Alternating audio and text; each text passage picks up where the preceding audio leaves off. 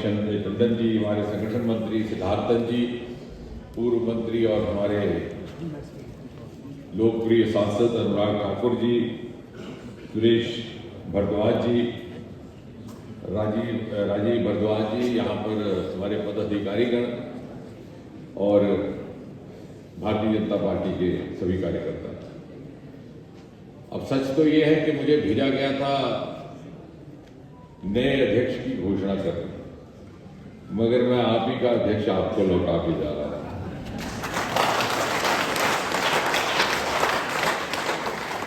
और भारतीय जनता पार्टी में ऐसा अक्सर नहीं होता, लेकिन इस बात का ये प्रमाण है कि किस प्रकार से डॉक्टर साहब ने आपके बीच आपका विश्वास भी जीता है, मान्यता भी प्राप्त की है और सर्वसम्मति से उनके नाम पर मोहर भी लगाई जा रही है। अभी ऐसी बात है कि कांग्रेस पार्टी की समझ से बाहर है, क्योंकि वहां पर निर्णय करने की प्रणाली ही कुछ भिन्न है। वहां रसोई घर में फैसले होते हैं और डाइनिंग टेबल पर तय किया जाता है कि अध्यक्ष कौन हो। ये सारी लंबी प्रक्रिया जिसकी अभी बात माननीय श्रीकांत जी ने की, माननीय श्री जयराम जी ने की, इससे वो बिल्कुल वाकिफ नहीं है। वहां मां बेटा बैठ करके फैसला करते हैं और इसीलिए उनको अचंभा हो रहा है कि साहब ये कैसे हो गया एक ही नामांकन। क्योंकि जैसे अभी अनुराग जी ने भी बताया कि वहां तो हर व्यक्ति अपने आप को अध्यक्ष समझता है और पहले से ही मालूम है कि किसने अध्यक्ष बनना है, कि दादा के बाद मां, बेटा, बेटे के बाद पोता, पोता नहीं होगा तो बहन। यही भारतीय जनता पार्टी की ऐसी पार्टी है जहां कोई कुछ नहीं कह सकता कि कौन कल राष्ट्रीय अध्यक्ष होगा, कौन प्रदेश अध्यक्ष होगा। और इसलिए यदि सही मानों में लोकतांत्रिक मूल्यों का पालन हो रहा है और आंतरिक लोकतंत्र का पालन हो रहा है, तो एक ही संगठन है, वो है भारतीय जनता पार्टी। और जैसे अभी अनुराग जी भी कह रहे थे कि विश्व का सबसे बड़ा, लंबा और सबसे अधिक संख्या वाला संगठन है, लेकिन ये भी सच है जैसे जयराम जी ने कहा कि 3 पीढ़ियों के कार्यकर्ताओं ने अपने जीवन खपाए, अपने प्राण समर्पित कर दिए और हमारे हिस्से में ये बना है। और मैं तो एक ऐसे प्रदेश से आता हूं कि जहां भारतीय जनता पार्टी का कार्यकर्ता होना समझिए बहुत बड़ा अभिशाप था। लोग मजाक उड़ाया करते थे, हमें कहते थे झंडा झंडा पार्टी। हमें बड़ी ईर्ष्या रहती थी हिमाचल से कि हिमाचल में कभी कभी सरकारें मना करती थी भारतीय जनता पार्टी की, जम्मू कश्मीर में बनने का कोई अनुमान ही नहीं था।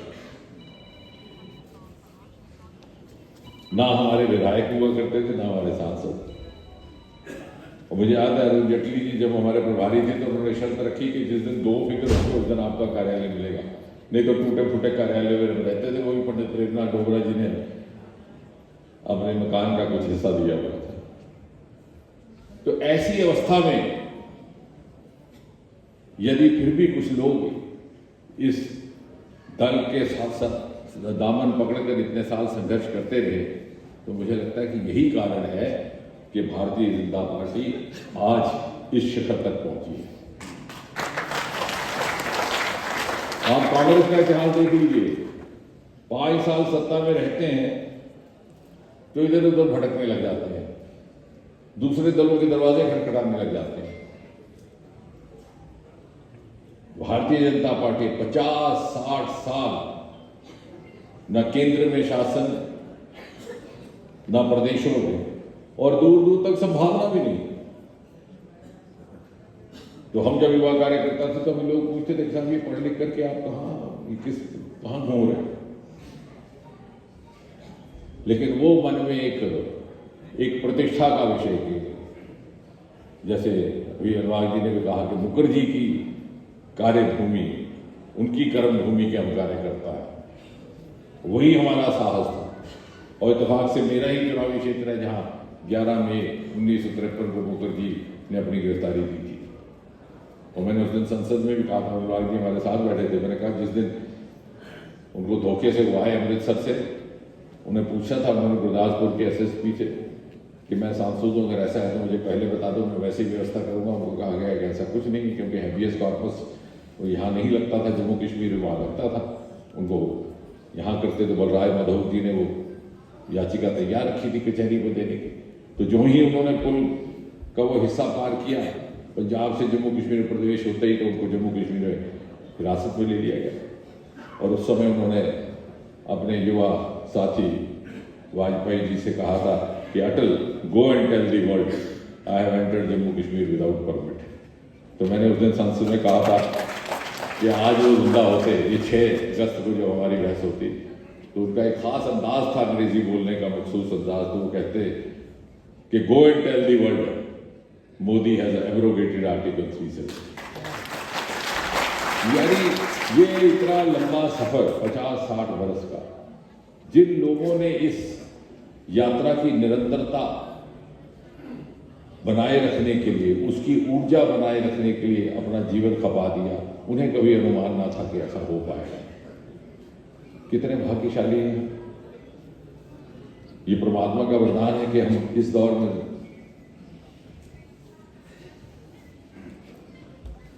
और हमारा तो ये हालत थी कि 2013 से पहले जब मनोनीत हुए मोदी जी, उससे थोड़ी देर पहले, बहुत पुरानी बात नहीं है, सरकारी अधिकारी हमसे दूरी रखते थे।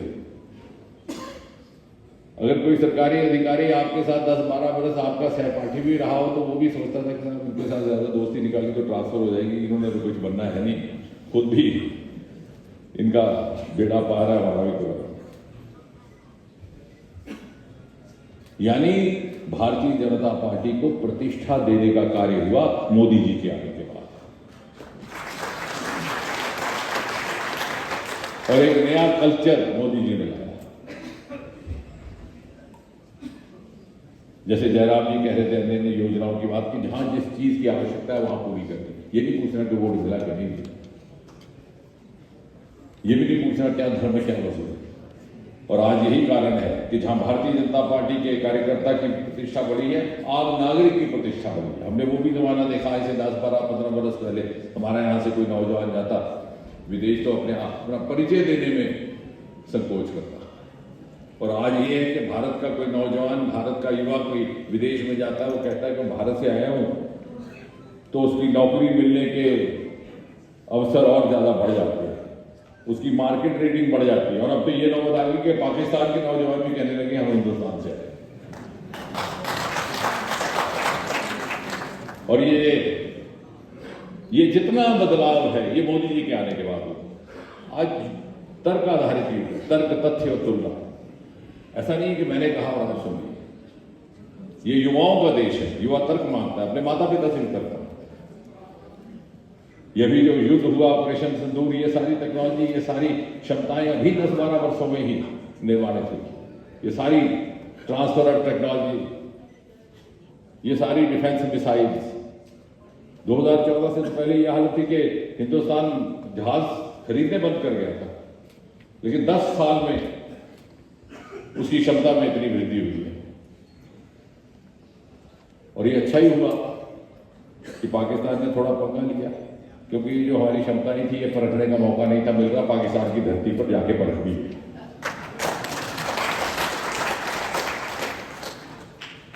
और इसलिए एक बेहतरीन समय हिंदुस्तान के इतिहास में, भारत के इतिहास में, और राजीव बिंदल जी को ये भी उनके लिए एक चुनौती भी है और सौभाग्य भी, कि हिमाचल प्रदेश का एक महत्वपूर्ण योगदान और भूमिका रहने लगी है।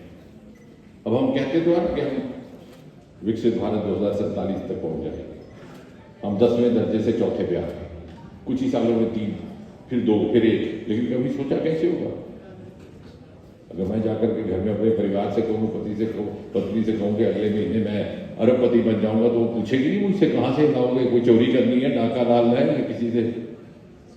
तो अगर आप वैज्ञानिक ढंग से देखें तो वही साधन, वही क्षेत्र वही सरवाए जो अभी तक ना पूरी तरह तराशे के न तलाशे के, वही बनेंगे साधन विकसित भारत की आगे की यात्रा का। और उसमें से एक हमारा हिमाचल है।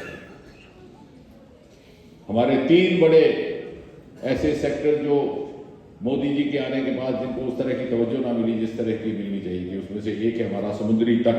11,000 किलोमीटर समुद्री तट, उसके अंदर कितना सरमाया बचा, मिनरल, मेटल, फिशरी, सब कुछ पहली बार उसकी तरफ नजर आई। हमारा स्पेस, हम कहाँ हुआ करते थे और आज कहाँ पहुंच गए, उसकी व्याख्या करने की आवश्यकता नहीं। आपके सामने रोज टेलीविजन आप देख रहे हैं, अभी तो हमारा मानव वहां बैठ करके प्रयोग भी कर रहा है। और तीसरा सबसे बड़ा हिमालय है। हिमालय की गोद में बसने वाले 5-7 राज्य, जम्मू कश्मीर, हिमाचल प्रदेश, उत्तराखंड, अरुणाचल प्रदेश, यही वो क्षेत्र हैं जो वैल्यू एडिशन करेंगे हमारी अर्थव्यवस्था में, उसको पहले दर्जे पहुंचाने के लिए। अभी 2 वर्ष पहले ही हमने जम्मू कश्मीर के पहाड़ों से भद्रवाह जैसे एक छोटे नगर से काम शुरू किया, एक नया प्रयोग जिसे दुनिया भर में बैंगनी क्रांति अर्थात पर्पल रेवोल्यूशन का नाम दिया गया है।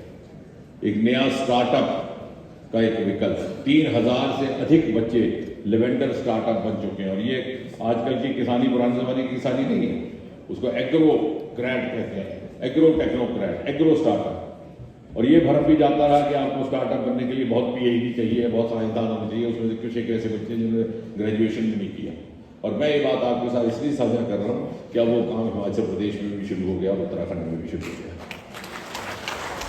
यानी जो चुनाव लड़े जाते थे पहले, नौकरी मिली कि नहीं मिली, पेंशन मिली कि नहीं मिली, पेंशन कैसी है, वो मुद्दे भी समाप्त होने वाले हैं। ये मानसिकता बदलने का काम भी मोदी जी के बाद आने के बाद हो कि रोजगार का अर्थ केवल और केवल सरकारी नौकरी नहीं। ये हमारे जो पहाड़ी राज्य हैं इनमें क्योंकि केवल जब सरकारी नौकरी ही एक विकल्प था, इसलिए हमारे बच्चों की परवरिश उस मानसिकता के साथ हुई। और ये जो नया विकल्प अब आया है, आपको जानकर के खुशी होगी, पिछले ही बरस 2 लड़के अपनी कंपनियों की नौकरियां छोड़ करके किसानी में लग गए, लेवेंडर स्टार्टअप। जब उनको आमदनी आने लगी, कम से कम आमदनी एक बच्चे को 70-70 लाख रुपया जब साल का मिलने लगा, और बहुतों ने तो बहुत कुछ और भी कमाया। ये नए विकल्प जिनको ढूंढ रहे दूसरे प्रदेशों से यहां लोग आएंगे, वो अब हिमाचल से आने वाले हैं। वही हाल वो आपका पूर्वोत्तर का। एक जमाना था पूर्वोत्तर से कोई इस तरफ नहीं आता था, वो कहते हम दिल्ली जाते हैं साहब हमारे साथ सही व्यवहार नहीं किया जाता था, और पूर्वोत्तर कोई दिल्ली से जाता नहीं था। आज पूर्वोत्तर के बच्चे हर होटल में मैनेजर पाए जाते हैं। अगर आप हवाई जहाज में बैठे तो क्रू की सारी बेटियां पूर्वोत्तर की। यहां तक कि ये जो एक दर्दनाक दुर्घटना हुई वहां पर भी 2 बेटियां मणिपुर की थी। यही वो प्रदेश है जो पहली बार मोदी जी के आने के बाद जिनको तवज्जो मिलने लगी। और इसलिए हिमाचल प्रदेश की अहम भूमिका रहने वाली है। और हमारे चाहे फ्लोरिकल्चर है, हमारा एग्रीकल्चर है, अब तो इतनी ज़्यादा टेक्नोलॉजी आ गई कि सेब की आप उत्पादन दुगना कर दो और सेब की शेल्फ लाइफ इतनी लंबी कर दो कि यहाँ का सेब जाकर के मद्रास और तमिलनाडु की मंडियों में बिकने लगे।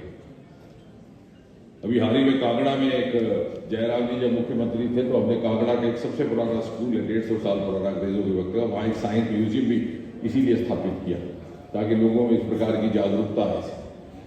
और इसलिए हमारे अध्यक्ष जी की भूमिका प्रबल हो, उनके साथ हम सहयोग दें। उसके लिए हमारा भी ये दायित्व रहेगा कि हम हिमाचल प्रदेश के विकसित भारत की भूमिका में अपना योगदान किस प्रकार से निभाएं, इस पर भी विचार करें। जैसे मोदी जी कहते हैं कि विकसित भारत के निर्माण में प्रत्येक नागरिक की क्षमताएं दरकार रहेगी, अनिवार्य रहेगी। हम किस प्रकार से अपने बच्चों की मानसिकता बदलें, उनके नए आयामों की तरफ उनको रोशना करें। और डॉक्टर राजीव जी के कार्यकाल में तीसरा दर्जा तो हो ही जाएगा, लेकिन दूसरे दर्जे में पहुंचने में हिमाचल प्रदेश का योगदान रहे, ताकि ये भी कह सके कि ये 2047 का भारत जब आज़ाद हिंदुस्तान अपनी 100वीं सालगिरह मनाएगा और जब शताब्दी उत्सव मनाया जाएगा तो हम भी कह सके कि हिमाचल के कार्यकर्ताओं ने भी इसमें कोई ना कोई भूमिका निभाई है। इसी कामना के साथ एक बार पुनः डॉक्टर राजीव जी को बधाई, नए अध्यक्ष बनने के लिए भी और पुराना होते हुए फिर से नए होने के लिए। धन्यवाद।